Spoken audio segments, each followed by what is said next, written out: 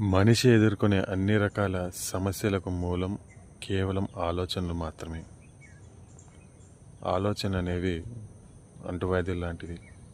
ఆలోచన ద్వారా మన పదార్థాలను, వస్తువులను, వ్యక్తులను, సందర్భాలను మన జీవితంలోకి ఆకర్షిస్తూ ఉంటాం. ఎవరైతే ఆలోచనలను గమనిస్తూ వాటి యొక్క తీవ్రతను తగ్గిస్తూ ఉంటారో, ఆలోచనలు కట్ చేస్తూ ఉంటారు, సరైన ఆలోచనలు మాత్రమే వాళ్ళ జీవితంలోకి అనుమతిస్తూ ఉంటారు. ఆ ఆలోచనల ద్వారా వారు కావాలనుకున్నవి పొందగలుగుతారు. అన్ని ఆలోచనలు సరైనవి అయి ఉండవు. కొన్ని ఆలోచనలు పాజిటివ్గా ఉంటాయి, కొన్ని నెగిటివ్గా ఉంటాయి, కొన్ని మిరాకిల్గా ఉంటాయి, కొన్ని వినాశకారిగా ఉంటాయి.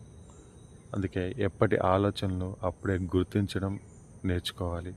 ధ్యానం ద్వారా ఈ విషయం మనకు ప్రస్ఫుటమవుతుంది. సరైన సమయంలో ఆలోచనలు గుర్తించి సరికాని ఆలోచనలు ఎప్పటికప్పుడు కట్ చేస్తూ ఉండడం ద్వారా మన జీవితాన్ని మహోన్నతంగా మార్చుకోవచ్చు.